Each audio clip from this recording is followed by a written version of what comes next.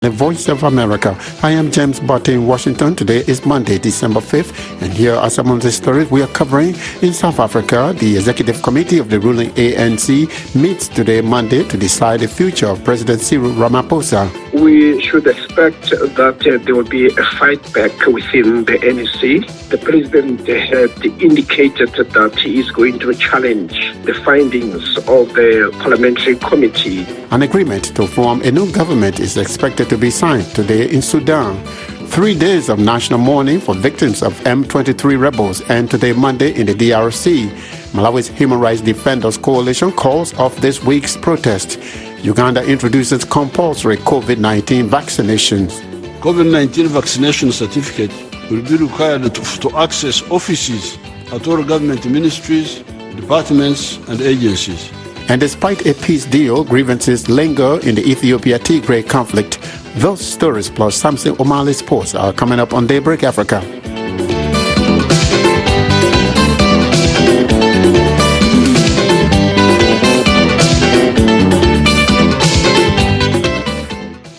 In South Africa, the Executive Committee of the ruling African National Congress, ANC, is expected to meet today, Monday. On the agenda is the likely impeachment of President Cyril Ramaphosa, and the Independent Parliamentary Committee concluded that the president violated the Constitution and engaged in corrupt practices in relation to thousands of US dollars illegally hidden at his Palapala farm. Professor Sipho Sipe is a political analyst and former deputy vice chancellor for institutional support at the University of Zululand. He tells me South Africans should expect the president to fight back during the committee meeting. The president had indicated that he is going to challenge the findings of the parliamentary committee that looks at whether there is sufficient evidence to impeach him. And the issues that are related to impeachment have to do with what first is the issue of him violating his oath of office. And with regard to that matter, it has to do with the president not being engaged in any paid work. And the president had admitted on more than one occasion that he's a farmer, and the money that was found and stolen from his farm was as a result of the sales or the proceeds from the sales. And in admitting, he was already violating one of the sections of the Constitution which requires a president and members of cabinet to be solely focused on the work of government. Obviously, based on what you said, the president violated the ANC constitution, is that correct? So why would there be a fight? You would think that there would be unanimous agreement for the president to step aside, eh? Yeah, you need to understand that the ANC defines itself as a broad church, meaning that within the ANC you have a number of people with multiple interests. This is one organization where you have some people who claim to be communist, some claim to be social democrats, some claim to be internationalist, some are nationalist and all that. And each grouping pursues its own interest. And those who want the president to continue belong to one of the camps. So the ANC, as it stands at the moment, is a divided party. And what Ramaphosa's presidency has done, he has been engaged in purging the other people. So now that he is in hot water, the people who are participating in the purging of others with him are the ones who are now worried that should he go, they will face the same music as they did to other people. What we are talking about has to do with the president's farm. So for the purpose of our listeners, could you summarize what the issue is with this Palapala farm? When a person is appointed to be a member of cabinet and also a president, the constitution of this country requires that you forego all your commercial and private interests, especially those that have to do with business. So you tell the nation that I'm assuming this position and all other issues that are of my interest, I'm going to pack them aside. And the president was always a business person. And one of his business was farming. And when he took over as a president, he claimed that he had put all that business aside and put it in trust. But after the theft, what emerged is that the president was somehow continuously engaged in the farming business, in the selling of the special cattle from Uganda. So by engaging himself in selling, he was undermining a constitutional stipulation that a member of cabinet must be focused on government work and nothing else. So that is the first. And the second issue with the constitution is that a member of cabinet should not place themselves in a situation where there is a conflict of interest between their responsibility in government and their private interest. Now, when money was stolen from the president's farm, the president showed a very peculiar interest, which also exposed that he had not stopped being engaged in the business that he had put aside. But to make matters worse, he also solicited the assistance of the president of Namibia, who the allegation or the story goes that the people who stole, they were Namibian citizens. So by asking a president of another country to assist him in the apprehension and or arresting of those people, he is accused of using his office as head of state to pursue private interest. Professor, thank you so much for your analysis. It's well appreciated. You're welcome. Professor Sipho Tsepe is a political analyst and former Deputy Vice Chancellor for Institutional Support at the University of Zululand. You are speaking with us from Johannesburg. In Sudan, an agreement is expected to be signed today, Monday, between the country's military rulers and a key civilian group, the Forces for Freedom and Change, or the FCC, to form a new government. There were protests over the weekend against the agreement. Reporter Michael Atit joins us now from the Sudanese capital, Khartoum. The framework agreement expected to cover, most importantly, the security and military reform within Sudan and the transitional justice to ensure that justice for the victims and survivors of all the violations against the protesters is accounted for. The agreement also expected to monitor the implementation of the Juba Peace Agreement that was signed between the transitional government and an umbrella of armed groups in Juba. It will also continue the fight against the Bashir's rooted elements within the institutions, including the military. And the agreement also will, focus also on the economic reform in the country. The government that is supposed to come out of this agreement, what type of structure would they have, or would it look like? Okay, the expected transitional government is expected to be led by a civilian prime minister, which is going to have a lot of power under his ministerial position. And he is also going to be the head of the intelligence. He is going to be the head of police. So the head of intelligence and the police are answerable to the prime minister, and he is going to have a lot of power to implement a lot of programs. There will be also legislative councils at the national level, at the state level, and at the local levels. And it is notably that most of these posts are going to be filled by the resistance committees and representatives of other political parties who have been playing a lot of move during the protests in the Sudan. Are there any opposing voices to this new agreement? And I'm also interested, do these voices include the Forces for Freedom and Change, or they are the ones signing the agreement? We have two groups of the Forces for Freedom and Change.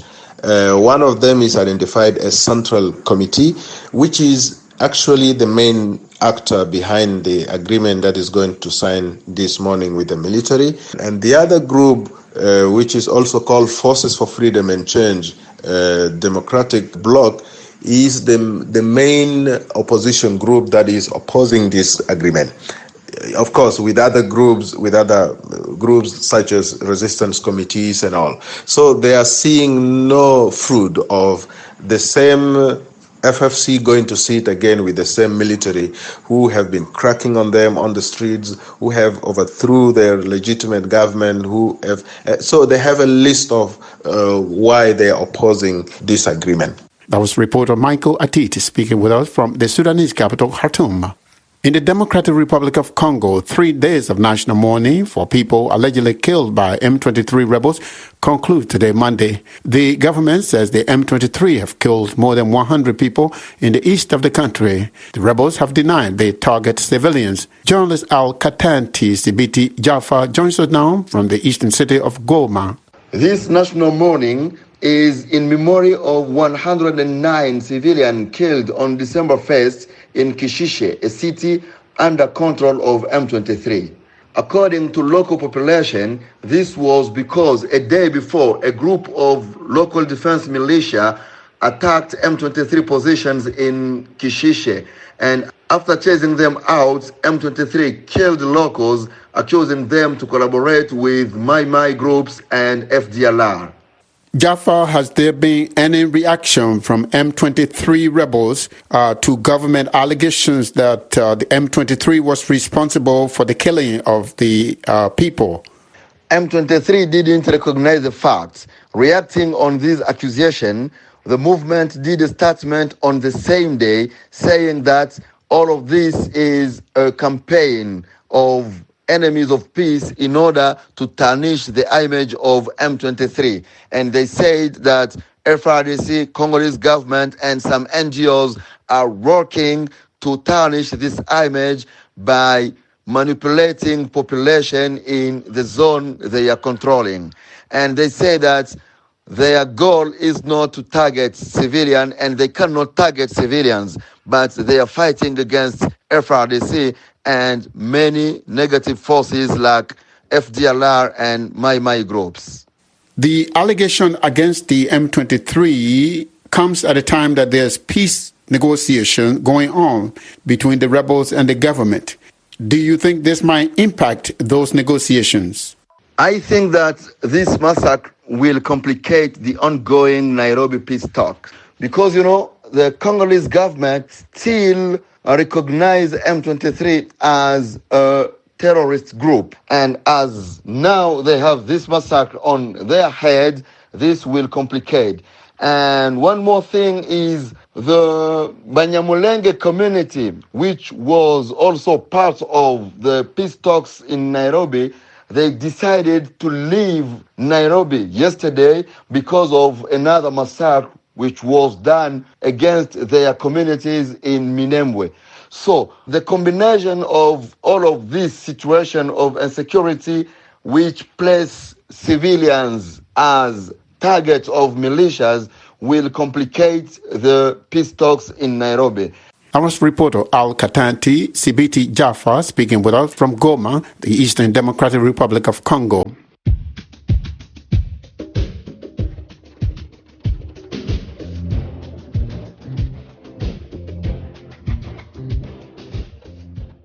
You are listening to Daybreak Africa on the Voice of America. I am James Barty in Washington. Today is Monday, December 5th. Still to come on our program, Samson O'Malley Sports.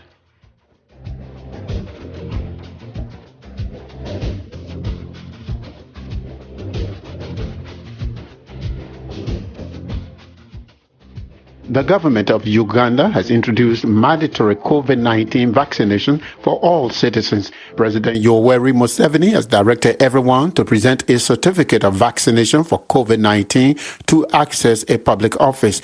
Reporter Mugumi Davis Rakarinji has more from Kampala. President Museven issued a directive this weekend requiring all citizens above 18 years to get vaccinated against the COVID-19 virus. He says everyone must be vaccinated for COVID-19 to attend public meetings or gatherings. He says this is in a bid to prevent the further spread of the Omicron variant of COVID-19 that now has an infection rate of 15 cases per week. COVID-19 vaccination certificate will be required to access offices at all government ministries, departments and agencies. Don't come to the government office if you don't have the proof that you have been vaccinated. He says the elderly and people living with comorbidities must not only get vaccinated, but should also get booster shots. Only 59% of the eligible population is fully vaccinated, according to Uganda's Ministry of Health. It says at least 26 million doses have so far been administered. He also says individuals with COVID-19 symptoms, such as the flu, will also not be allowed to attend public meetings and gatherings. Where there is no up-to-date vaccination certificate, a negative PCR test within 24 hours is required. Polymerase spiro reaction or PCR tests are considered to be reliable and accurate due to testing the specific genetic material of the virus, eliminating the interference from other viruses. About 170,000 people contracted COVID-19 in the country, leading to close to 4,000 deaths from the Wuhan, Delta, and Omicron variants since the first case was announced in the country in March 2020. Museven also commented on the recent attacks on security personnel and installations by the Islamic rebels of the Allied Democratic Forces, or ADF, and assured Ugandans everything's under control. I can assure you that these are empty-headed plans which involve criminals. Some of them may be linked to ADF, trying to steal money and some guns. In other health news this week, Uganda's Health Minister, Ruth Jane Achieng, says the country is steadily overcoming the Ebola virus, whose presence was detected in October. She said that there has not been any cases of the hemorrhagic fever in the country for the last 12 days. That means that Uganda will be declared Ebola-free by the 17th of December if there are no new cases. For VOA News, I am Mugume, Davis Rwakarinji in Kampala, Uganda. The Malawi Human Rights Defenders Coalition, the HRDC, says it has suspended its December 7th protest intended to pressure President Lazarus Chakwera's government to address social and economic problems in the country. HRDC Interim Vice National Chairperson Michael Kayasa tells me that the protest is being called off for now because the president has met some of the group's demands. But he said the HRDC still wants the president to fire those cabinet ministers and other government officials who the president says are sabotaging his administration. The reason why we have postponed or suspended the demonstration is that the government has addressed most of the issues that we have presented. For example, the issue of the fuel crisis that the country has been facing over the last month. That problem has been addressed, and we don't see the reason why we should proceed with the demos. And there was also another issue to do with the affordable inputs program. That issue has been addressed because fertilizer is now available. And we had also asked the government to fire the acting Chief Executive Officer for the National Oil Company of Malawi, NOCMA, and this has been done. So looking at the demands that we had made to the government, we are satisfied with the steps that government has taken to address the same. One of the reasons you were planning to demonstrate is the fuel shortage. Is this realistic? Because the fuel shortage is a global problem, and I don't think President Chakwera has control over it. It's true that the fuel shortage is a global problem. But what you have to know is that the countries are responding to this crisis in different ways. If you look at Malawi, for example, and compare with the countries in the region, like Zambia, Tanzania, or Mozambique, you will see that our response has not been as good as we would have wanted. And that's why, we've been on government's neck to say, I think there's need for government to show more seriousness. You can actually see that part of the problem is because of the ongoing wrangling overpricing between the MERA, which is the Malawi Energy Regulatory Authority, and the NOCMA. And this wrangling is affecting our imports of this vital commodity. You also want President Chakwera to fire incompetent government ministers and other officials who you say are trying to sabotage the government. Do you know more about that, or the president should know more about his cabinet? The president has said it himself. He has said it publicly that he knows that he has some officers that are incompetent, that are underperforming. He has even mentioned that he knows that there are some cabinet ministers who are working to sabotage his government. So this is not something that is coming from us. It's something that even the president has said it himself. The challenges are there, that we have some ministers that are there not because of their expertise or ability to take this country forward, but because of political connections. And these are the ministers, that are undermining government performance. So what we're asking the president to do is simply do the right thing, fire them, and bring on board people that will help him to achieve the agenda that he has set for Malawians. Thank you so much again, sir. It's a pleasure to speak with you. I do appreciate it. Okay, thanks for calling me. Michael Kayasa is the interim vice national chairperson of the Malawi Human Rights Defenders Coalition. You are speaking with me from the capital, Lilongwe.